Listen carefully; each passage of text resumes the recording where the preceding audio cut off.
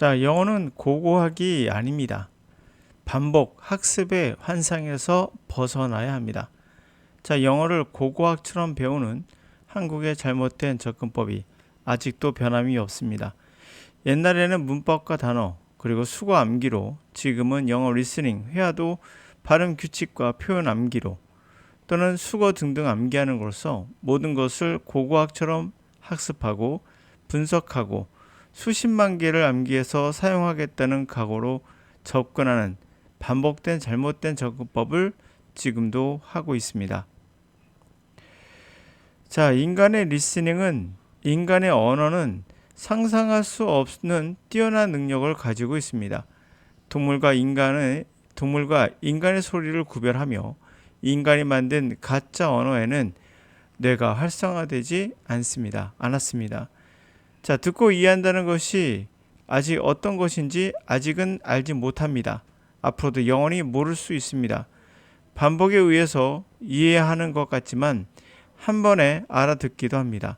어린아이가 강아지와 고양이를 한두 번에 보고 나서 구별할 수 있는 뭔가 핵심적인 차이를 알아보고 있는 것처럼, 자, 우리 AI, 그렇게 뛰어난 AI는 50테라바이트의 엄청난 데이터를 주고 있는 이 AI가 강아지와 고양이를 구별하는 것도 수십만 개, 적게는 수천 개의 그림을 봐야지만 이 아이는 학습을 할 수 있고 또한 오류도 나올 수 있습니다.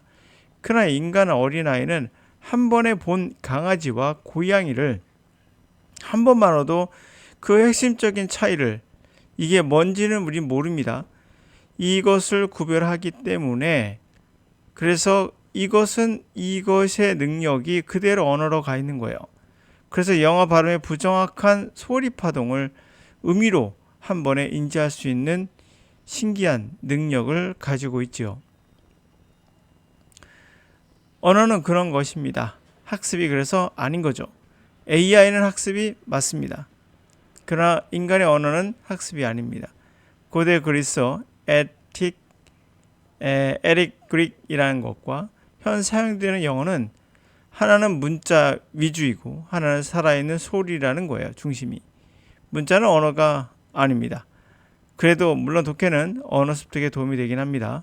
중요한 포인트는 이 소리라는 겁니다. 자, 리스닝은 영어의 핵심이며 그것을 하지 않는다면 영어를 포기하는 것이다 라고 저는 말하고 싶을 정도로 그렇습니다. 그럼 번역을 어떻게 하느냐?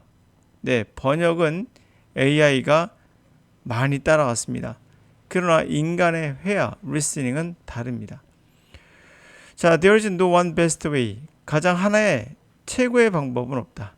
하나의 최고의 방법은 없다. To teach elementary Greek. 기초 그리스어를 가르치거나 to learn it. 그것을 배우는 데는 단 하나의 좋은 방법이 있는 게 아니다. And a successful course.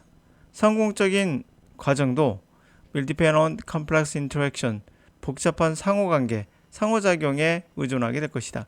Among the classroom teacher, 교실 선생님과 텍스트북, 교과서, 그리고 students, 이 사람들 사이에서의 상호작용이 중요하겠죠. With their varying learning style, 그리고 다양한 그들의 학습 스타일과 differing degrees, 다른 정도의, 상이한 정도의 dedication, 그들의 헌신, 전념, 그런 어떤 챌린지 프로젝트, 뭔가 도전할 만한 어려운 그런 프로젝트에 대한 헌신, 뭐 이런 것들과 함께 당연히 복합적으로 이루어지겠죠. 자, 이 문장을 보셨죠? 자, 그러나 언어를 습득하는 방식은 80억 인구가 동일하다는 걸 아셔야 됩니다. 그러므로 그리스어를 학습하는 것은 분명 하나의 최고의 방법이 없어요. 왜? 이것은 독해 또는 문자 해독이기 때문에, 같은 거죠. 해독이기 때문에 그렇습니다. 고고하게 가깝죠. 살아있지 않은 언어. 그러므로 이 언어와 동일하게 보아서는 안 됩니다.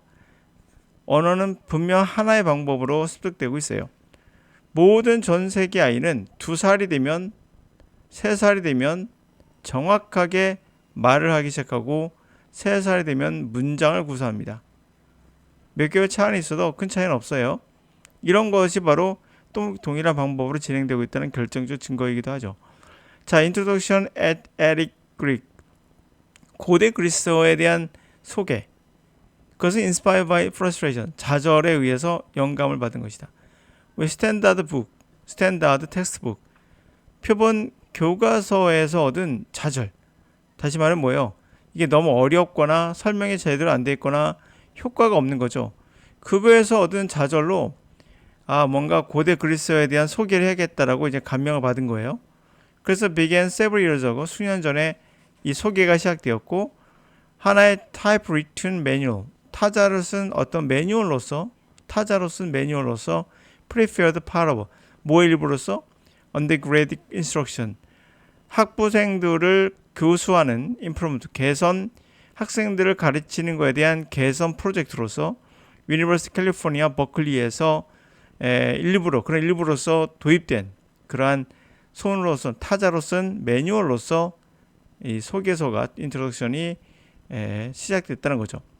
In my teaching, 나의 교실에서는 I worked with students, 학생들과 함께 all levels, 모든 레벨의 학생들과 함께 작업을 했고 beginning keenly aware of gaps.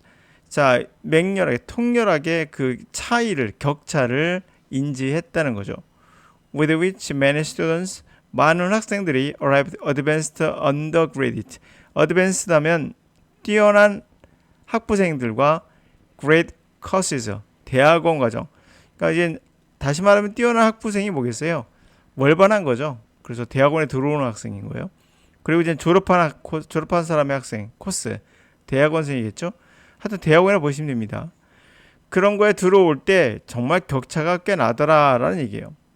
In writing this book, 이 책을 쓸 때 it was my desire, 나의 욕망은 provide mature college student, 성숙한 대학생들에게 reliable, 신뢰할 만한 relative, 상대적으로 완성된 presentation, 바로 고대 에릭 그리크, 고대 에릭, 안테네라는 뜻이 아테네를 중심으로 사용했던 그리스어가 바로 지금의 고전이라 보시면 돼요.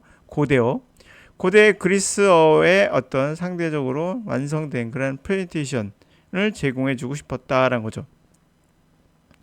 자, 이렇게 고대어인 고고학 같은 이 고대어는 배우는 방식이 다를 수밖에 없어요.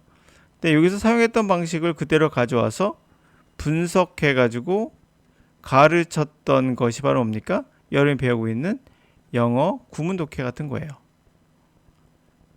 자, 이겁니다. 그렇죠? 그러니까 여러분들이 이렇게 배웠기 때문에 여러분은 고고학을 하고 있는 거지 영어를 하고 있는 것이 아닙니다. 고고학은 어려워요. 왜? 정확도가 중요하죠. 그 말하고 있는 정확도. 그 정확도란 거 뭡니까? 번역인 거예요. 번역 중심이 될 수밖에 없죠. 그럴 수밖에 없는 게 고고학에 나와 있던 라틴어나 또 지금 보고 있는 이런 단어들이 살아있진 않아요. 쓰고 있는 나라가 없죠. 그러므로 이런 것들은 살아있지 않기 때문에 지금도 이것을 어떻게 소리내고 발음하는지 정확하게 그리스어를 알 수는 없을 수도 있습니다. 정확하게 사라졌기 때문에. 자, 이렇게 우리는 영어를 습득하는 방식에 있어서도 고고학처럼 하지 마시고 어떻게 합니까?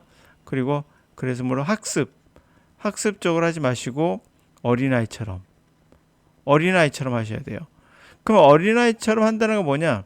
그것을 우리가 찾아가고 있는 중인 거죠.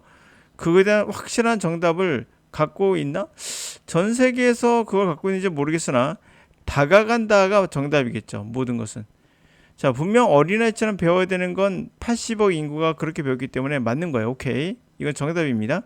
다른 방식은 없어요. 그런데 이것을 다가갈 때 어떤 방식을 취할 거냐가 이젠 접근법, 다시 말하면 학습법이 되겠죠. 공부법이 되겠죠.